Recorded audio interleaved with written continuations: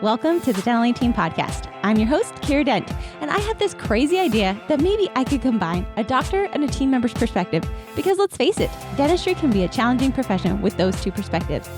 I've been a dental assistant, treatment coordinator, scheduler, biller, office manager, regional manager, practice owner, and I have a team of traveling consultants where we have traveled to over 165 different offices coaching teams. Yep, we don't just understand you, we are you. Our mission is to positively impact the world of dental, and I believe that this podcast is the greatest way I can help elevate teams, grow VIP experiences, reduce stress, and create A-teams. Welcome to the Dental Team Podcast. Hello, Dental Team listeners. This is Kiera, and you guys, today I get to bring on an incredible guest for you guys. She's someone that I definitely have an obsession with their company. Like, I have followed this company so much. They've branded it. They've named it so well. DEO. If you guys haven't heard of DEO, it's the Dentist Entrepreneur Organization. Guys, I geek out on all things entrepreneurial. And I've got the amazing Josey Sewell, like cool. That's how you're going to remember her. And she is a partner at the Dentist Entrepreneur Organization and the co-founder of the DEO map. So guys, we're in for a solid treat. We're going to go through like Great Recession, culture, and who knows what else. Me and Rachel Hollis look alike, like girl wash her face is who she is. Josey, welcome to the show today. Kiera, thank you so much. I love your energy and your passion and what you do. So it is such an honor to be with you today. Yeah, it's so fun. And I'm so glad. An office told me, they're like, Kiera, could you like tone down the coffee before 6 a.m.? And I'm like, guys, I don't even drink coffee. Like, this is just who I spring out of bed. Can you imagine my husband's life? So people who love the passion love it. And those who don't, hey, it's fine, guys. I get it. I see you too. So Josey, I gave a little bit of a background on you. Guys, she like literally looks like Rachel Hollis. I was obsessed with Rachel Hollis with Girl Wash Her Face. And Josey came on. I'm like, you're like a like Rachel Hollis at the beginning look-alike. So Josey, beyond being Rachel Hollis's doppelganger out there, tell us a little more about you and DEO and all the great things you guys are up to. Yeah, absolutely. So I'm a hygienist by training and, loved clinical. However, clinical was a little bit repetitive for my personality. So I started exploring other options. I taught at a hygiene school for a little bit. I did some speaking and writing, but found myself moving from New Mexico, where my husband and I grew up. We moved to the Pacific Northwest. That's when I really got into coaching and consulting and found my love and passion for the business of dentistry. From there, I moved from Washington State to North Carolina to grow a dental group. I was an executive on that team. So while I was there, my first seat was as the director of hygiene. Then I moved to the director of culture, or people. Like, there's a lot of cultural and personal development, professional development for our teams. Director of operations, and then was the COO when we sold it to a larger DSO. After that, I worked at Dental Intel for a short time. Pandemic hit. I decided, like, hey, when the rest of the world is in chaos, why not just quit a very stable, very great job and start your own business? So the call to entrepreneurship was strong for me. I started my own coaching business in the middle of COVID. I was actually doing EOS implementation with dental companies and was a certified EOS implementer. Then EOS went to a franchise, decided not to stick around for the franchise because it was going to limit my ability to be super specific with dental. So my business partner, Dr. Eric Roman, and I, we had built two brands. We merged them with the DEO, the Dentist Entrepreneur Organization. And since joining, what we've done is we've built a business operating system specific for dentistry. So getting your vision really clear, getting your team aligned, culture, systems, process, with the ultimate goal of building a self-managing company. So within the DEO, it is really for that entrepreneurial dentist who has a desire to grow. We have industry events, and then we have a couple of different programs where we teach our program, which we call DEO MAP, and MAP is our dental operating system. Very cool. And I feel like, Josey, your company and our company are very synergistic in the fact that you guys help with a lot of the structure, the foundation, and we come in and put the systems into play, get your team on board with a lot of these things. So it's real fun, guys, which is why I wanted Josey to come on. And I do love the entrepreneurial spirit within you. I also love that you're an EOS lover. I did it for the exact same thing. I was like, franchise, we're going to make Dental Team's version of this. Gino, Mike Payton and I actually coached for a hot minute. And then he was like, Kiera, you got to franchise all your coaches. And I'm like, tell me no more. I'm going to make this up. Like, I'm obsessed with traction and EOS and definitely love the implementation piece of it. However, give a little spin, give a little twist, which is what I think you guys do a lot of. So I am curious, Josey, with all that background and all the pieces that you work on with culture, I feel like right now we had this, like, I've been kind of watching trends, right? We have COVID in 2020, then we have the great resignation, then we have the quiet quitting. And now I feel like we're falling into this like recession. Like there's buzzes around it. What's it going to look like? How's it going to be? So I'm curious, like, as we're watching these trends, what are some of the things you guys are seeing that you're preparing, that you're prepping for, of how to truly recession proof your practice? Because I'm obsessed with this topic right now. And I also love like looking 40 feet down the line and figuring out what do we need to do to prepare now so that way we're not caught in the midst of it and not realize it. Yeah, absolutely. So, I think that as we have seen all of this, the great resignation, and then we kind of turned it like the great regret, right? Because everybody quit their job for a couple more dollars an hour and then found that maybe they were working for a place that they didn't love. The grass wasn't greener on the other side. But the recession has been really interesting. A lot of people would argue that dentistry is recession proof. And I don't necessarily know if that's the case because across what I'm seeing, we have seen a decrease in production or revenue really beginning like Q3, Q4. So many of the clients that I work with, they did not have as great of a 2022 as what 2021 was. 2021 was like this unicorn year. We had all these backed up patients, they had some government support with loans and things like that. There was almost this like false sense of continued growth. And then with the employment market, with wage inflation, people got hit hard in 2022. And so some of the things that we focused on, I think I saw you guys did like a whole recession series, which I was super excited. I love to see what everybody else is doing. We also did a recession series. And so I love what you guys do where you go to the practice, you get down on the ground, you're really building it with them. We really support offices that are like 1.5 million in one location to 100 locations and 100 million. So we have this wide breadth. So we try really hard to think in like framework or principles and so that people can customize it to what they're doing. So within the recession, one of the things that we talked about is number one, if you are a leader or an owner, you have to number one protect your confidence. And what I mean by that is taking care of yourself physically, mentally, and spiritually. So if you are not sleeping well, you're not eating well, you're not exercising, you're not in a great place to make good decisions or deal with uncertainty or even with your team. So part of what we talked about was first, take care of yourself. The second thing was, how do I communicate with my team? And I think that a lot of people feel like vulnerability is a weakness, but vulnerability, I really feel like, is a strength. And so, how can you be open and transparent with your team in a way that shows them the reality of what's happening in the world, but not induce like a ton of fear and panic?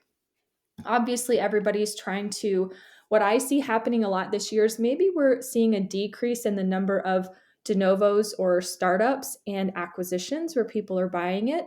But what people are really focusing on is internal growth. So, how can I get really, really clear with my finances and how can I really optimize my operations so that we're maximizing every patient interaction and doing more with less?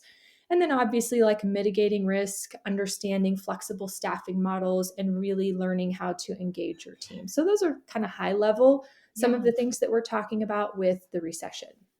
I love it. And I think it's just some fun things. I mean, guys, we have no idea what's going to happen. So I agree. I really feel that you've got to have that strong mindset because I think that that's going to navigate, be your best compass through all of this is being strong. And like you said, being transparent with your team. I am curious what you guys are seeing and just kind of your thoughts, especially where you have a lot of team, you've built up a lot of cultures.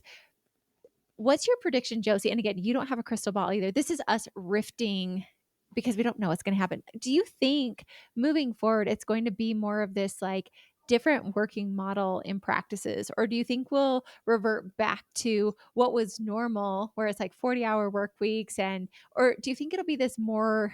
I feel like it's a weird model right now where it's this hybrid, but yeah, we also are dental offices, so we can't really have this hybrid. But I'm Mhm. noticing more and more and more part-time positions being filled. Mhm. What's kind of your prediction of what the working model will look like over this next year, 2 years? How do you think that that's gonna transition? If I could accurately predict, I wouldn't have to work anymore because that would Amen. be great. Right? That would be great. But, I think that, sometimes there's, like, this, like, pushback or this energy that's like, oh, I just want this to go away and I want it to go back to normal. And I don't know that we ever return to what we thought was normal. I absolutely think that we start to see more flexible models. And so, for example, yesterday I was on a call with a dentist and he was really struggling to recruit hygienists. And Mhm. so we've seen a lot of hygienists move to temporary work instead of being committed to an office. Part of the reason that they like that is just the flexibility in saying I can or I can't work today. And so I'm seeing dentists get really, really creative to say, okay, fine, how can I have flexible options inside, but have my own hygienist? Because it's really tough for dentists to work with temporary hygienists because they don't know your standard of care, they don't know your office well. Many dentists feel like maybe they don't take as great care of their patients as if they were a team member, or they really struggle to provide like some coaching or ways for them to align. So I think that we're absolutely going to see some more flexible options for hygienists or even associate dentists. I think that we have to. I also see that Can you break that many down, people are Josie? trying to I'm use interrupting you. technology or I'm like a remote total jerk. teams I'm more. like a total jerk right now. I'm just gonna interrupt because I'm Yeah. curious, like, what does that flexibility look like? Like, I like to be real tactical. So I'm sure someone listening is like, okay, that's a great idea, but like they're a producer. How on earth do I provide this flexible work schedule when I've got hygiene patients booked out 6 months? What does that actually look like? I don't have a great answer for that because people are just kind of dabbling their toes, and I'd be interested in 6 months how some of them come back and report. But I think some of them are just like, fine, how can I have my own temps, right? Like maybe they still get to kind of pick and choose when they're working, or if I've got 4 or 5 of them and I have Yep. 3 spots for a hygienist, can I at least get some of those things covered? So I don't have great answers. I feel like something has to change. But I don't, again, like I wish I was like, oh, here's the template. And if you do this, Yeah. it's going to work. No, I love it, and I'm so glad that you said you don't know, but I think what I love is it's a different way of thinking, guys, and that's what I love about this conversation is how can we think differently? How can we Mhm. be 20 steps ahead because we've thought through like, okay, how why are people working there? And I think like Josie, you did a really great job of asking the question of like, why are these hygienists wanting temporary work? Well, they want it for the flexibility of I can work today, I don't have to work today. And then how could you get creative within your practice to accommodate that need? Maybe it's that you guys have flex days. So maybe it's they work 3 days and then there's a flex day that's the fourth day. So if they need to get more hygiene or they need to get their SRP patients in there, there is a flex day available to them. But that means they're only working 3 full days, one flex day if they need to get patients in, they're hitting their numbers, and maybe they can rotate that way. So, Josie, I'm so glad you said that. I didn't mean to put you on the spot, but I'm like, I want to No. get tactical. I want to like, how can we implement this? And I think the answer is, guys, you got to get savvy, you got to get creative. But I think like just ask the better questions of why are they doing this? What are the trends? What is the need that this is fulfilling? And how can you do that internally? Yes, absolutely. And I think the other thing is, a dentists were kind of complaining that hygienists were leaving, or not wanting to come back to work. And I had a dentist say, it just makes it really hard for me to trust hygienists anymore. And I was like, well, like, I'd like to challenge you there. I don't know that that's totally fair for every hygienist, because on the opposite side, when these team members did have an option, especially during COVID, when they were off a little bit, everybody really challenged themselves, I think, and asked themselves, where do I want to be spending my time? Am I truly happy? And am I fulfilled? And so some of this great resignation or even this quiet quitting, when we want to say, oh, these people are lazy or they don't want to come to work, I don't think that that's actually the case. I think quiet quitting is this call out that we have got to be better leaders. We have to provide a psychologically safe environment for our team. We have to connect with our people in meaningful ways. We have to measure their performance appropriately, and we have to coach them, right? People don't want to be managed, people want to be coached. So I think that the way that we engage and lead our team in the past, dentistry has just been really easy, that we had to do minimum stuff and we didn't have to be a great leader, and it all worked out okay because we had plenty of team members. Now, what we're seeing is if you really want to win the game, you really need to learn how to lead and manage people and provide a great environment for them to go to work. Yeah. And on that same vein, Josie, what are some of the things that you would say would be, I don't know, I feel like there's like ranges of leadership, right? Like there's like this extreme elite, like amazing practice. And then there's like, it's like the old way, nothing's really changed. And then there's like this middle road. What are some of the characteristics you're seeing or cultures that we're able to put into play that might make us go from like just not even on the board to middle and then from that middle to great? Because based on where these practices are, I really do think there's a gradient system there. What are some of those things that they could implement to make them move from one tier to the next? Yeah, that's a really great question. First of all, you don't have to be anybody, like, you don't have to be somebody else to be a great leader. Sometimes we look at these very charismatic, well spoken people, and we believe if we're an introvert or we're a little more quiet or we struggle with communication, that we have to change who we are. That's really not the case. So, I first want to say that no matter who you are or what your personality type is, you can be a great leader. I think that in general, in dentistry, we're very systematic, right? And it's like, hey, if I'm going to do a crown, I follow these 5 steps.